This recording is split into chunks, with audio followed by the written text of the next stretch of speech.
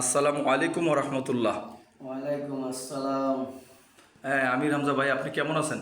আলহামদুলিল্লাহ, আপনি কেমন আছেন? আছি আলহামদুলিল্লাহ, শুক্র আলহামদুলিল্লাহ। ভাই, আপনি তো ইসলাম গ্রহণ করেছেন। আপনার পূর্বের নাম কি ছিল? আমার পূর্বের নাম ছিল আকাশচন্দ্র সাহা। আপনার বাড়ি কোথায়? নারায়ণগঞ্জের নিতাইগঞ্জ কাছারি গল্লি। ও আচ্ছা, তা আপনি বর্তমান নাম রাখছেন আমির হামজা, জি। যেটা বললেন আপনি। তা আপনি ইসলাম গ্রহণ করছেন কত সালে, কার কাছে? আমি ইসলাম ধর্ম গ্রহণ করেছিলাম আপনার কাছেই 2019 সালের শেষ সময়, আপনার তো মনে নেই, তা কিন্তু জি। আপনার কাছ থেকে ইসলাম গ্রহণ করার পরে আমি এক জায়গায় চলে গেছিলাম। মনে হয় আপনার কাছ থেকে গিয়া মনে করেন অনেক ক্ষতি হয়ে গেছে। আগে যদি থাকতে পারতাম আর অনেক উপকৃত হইতাম। আচ্ছা, ঠিক আছে, আলহামদুলিল্লাহ, শুক্রিয়া আল্লাহ তালার কাছে। তো আচ্ছা, আপনি সংক্ষেপে একটু বলবেন যে আপনি কেন ইসলাম গ্রহণ করলেন? আমি মূলত ইসলাম গ্রহণ করছি যে হিন্দু ধর্মে মৃত্যু হইল, মায়ের মৃত্যু হইলে ছেলে মুখে আগুন দেয়। ছেলে মুখে আগুন দেয়, তারপরে ওই আগুনটা যাতে ভালোভাবে হয়, তার হলো আশেপাশের লোকজন গুতায়, তারপরে দেখেন এই আগুনটার কারণে হইলে উলঙ্গ হয়ে যায়, মায়ের শরীরটা উলঙ্গ হয়ে যায়। আমার মায়ের শরীর যে পুরা মানুষ উলঙ্গ অবস্থায় দেখবো, সেটা তো আমার ভালো লাগলো না।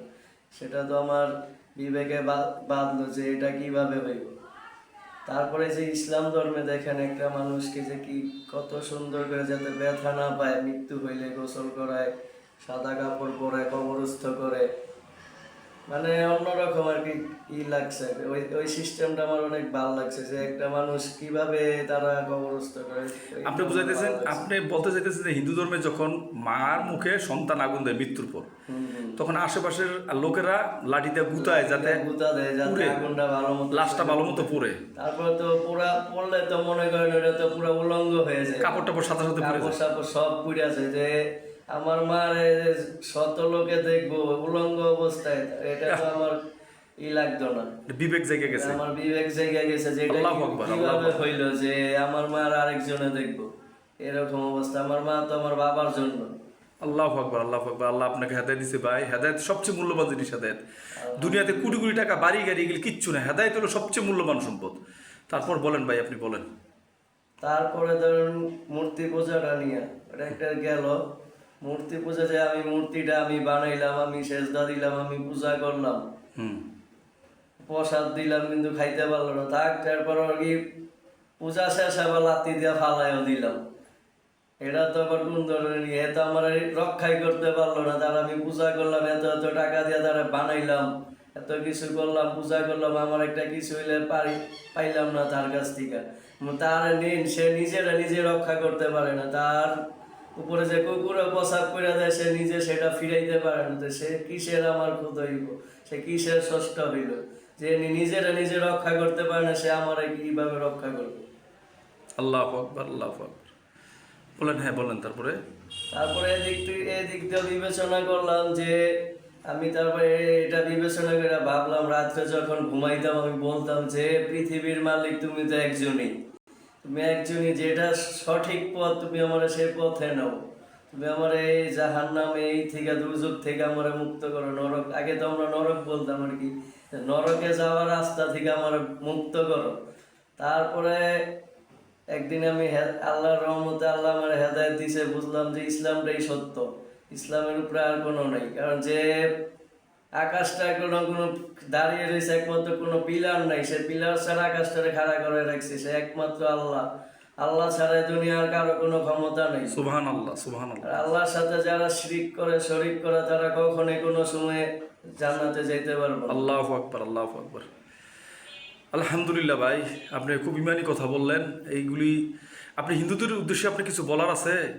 হিন্দুদের উদ্দেশ্যে হিন্দুদের উদ্দেশ্যে আমার একটাই কথা বলার আছে যে যে তোমরা যাচাই বাছাই তোমরা যাচাই বাছাই করো, বিবেক বুদ্ধি খাটাও। তোমরা একটা জিনিস তৈরি করবা, সেটারই যদি তোমরা করো, তারপরে কিছুই পাইলে না। আচ্ছা, আপনি কি কোনো অর্থনৈতিক কষ্টে বা কোনো ঝামেলায় আছেন ভাই? সত্য করে বলেন, সমস্যা নাই, এখানে খোলাখুলি কথা বলেন। আমি আপাতত একটু সমস্যায় আছি, আমার কিছু ঋণ হয়ে গেছে। কি পরিমাণ ঋণটা? ঋণটা মানে সব মিলে আর কি 1 লাখ টাকার মতো হইব। আমি অনেক ঋণের মধ্যে পড়ে গেছি। আচ্ছা, আল্লাহ তালা আপনার ঋণকে সহজ করুক, আল্লাহ তালা আপনার ঋণকে, আল্লাহ তালা আপনার সব সব সমাধান করে দেব। আমিন। আমিন। আচ্ছা, আপনি মুসলমানদের উদ্দেশ্যে আপনি কিছু বলার আছে? মুসলমানদের উদ্দেশ্যে আমার একটাই কথা যে আমরা অনেক মুসলমান আছি, আমরা পীর পূজা করি, পীরের কাছে যাই, মানে অন্যরকম আর কি। পীরে নিজেও তো কিছু জানে না, কিছু করতে পারবো না, থাকতেই না, বিষয়টা না, মুসলমানদের কাছে আপনার কিছু বলার আছে, চাওয়ার আছে, এরকম কিছু বা কোনো সহযোগিতা মুসলমানদের কাছে আমার বলে দেন যে আমার জন্য দোয়া করবেন, সেটাই। আমার মার জন্য দোয়া করবেন। আপনার মা তো এখন ইসলাম গ্রহণ করে না। আমার মা ইসলাম গ্রহণ করেন না, আপনারা দোয়া করবেন যাতে আমার মারা আল্লাহ তাআলা আমার মতোই কবুল করে। আমিন আমিন। আপনার মার খরচপাতি আপনি দিতেছেন তো? জি জি, উনি আমার সাথেই আছে, যতটুকু পারি আর কি আমি ওনাকে নিয়ে আসি, ওনাকেই করিনি। আপনার মাকে বুঝাইতেছেন, কিন্তু জোর তো করেন না, না না, না জোর করেন না যাবে না, এটা আমি জানি ইসলামে জোর করা যাবে না। আল্লাহর কাছে দোয়া করতেছি, তারপরে বুঝাইতেছি যে এভাবে না, এভাবে না, এভাবে ইসলামটা দেখো আর তোমারটাও দেখো। আচ্ছা। এখন না বুঝলে, আল্লাহ না কবুল করলে তো আমার কিছু করার নাই। আপনারা মুসলমান অনেকেই অনেক বড় বড় আলেম আছে। আচ্ছা, আপনি আরেকটা কাছে, আমি তো অমুসলিমদের দাওয়াত দেই, আপনার কাছে একটা আবেদন, যদি আল্লাহ তালা আপনার এই ঋণটা শোধ করার ব্যবস্থা করে দেয়, বুঝতে পারছেন, যদি আল্লাহ তালা ঋণটা শোধ করার ব্যবস্থা করে দেয়, যদি মানুষ আপনাকে সহযোগিতা করে, তাহলে আপনি কি দাওয়াতের কাজ করবেন? ইনশাআল্লাহ আপনি অমুসলিমদের হাটে ঘাটে মাঠে রাস্তায় আমার মতো দাওয়াত দিবেন, দোকানে বাড়িতে? জি জি, ইনশাআল্লাহ। এটা কিন্তু আপনি মোবাইলে বলতেছেন, এটা 10 জনের কাছে যাবে, হাজার হাজার মানুষের কাছে যাবে, আপনি কিন্তু ওয়াদা করতেছেন দাওয়াত দিবেন তো ইনশাল্লাহ? ইনশাআল্লাহ। আপনি নিজে দুজক থেকে পাচ্ছেন, অমুসলিমদেরকে দুজক থেকে বাঁচাতে হবে। আমাদের মুসলমানদের দায়ির কাজ কি? দাওয়াত দেওয়া। জি আল্লাহ তাআলা সূরা মুহাম্মদের 7 নম্বর আয়াতে বলছে, হে ঈমানদারগণ, তোমরা আমার ইসলামকে মানুষের কাছে পৌঁছাও, সাহায্য করো, আল্লাহ আমি তোমাদেরকে সাহায্য করবো, তোমাদের ঈমানকে মজবুত করে দেবো। ঠিক আছে তো ইনশাল্লাহ? যে আল্লাহ তাআলা আপনাকে কবুল করুন, আমাদের কবুল করুন, আমাদের সব মুসলমানদের কবুল করুন। আল্লাহ তাআলা সারা বিশ্বের অমুসলিমদের হেদায়েত দান করুন। আমিন। আমিন। আসসালামু আলাইকুম ওয়া রাহমাতুল্লাহ। ওয়ালাইকুম আসসালাম।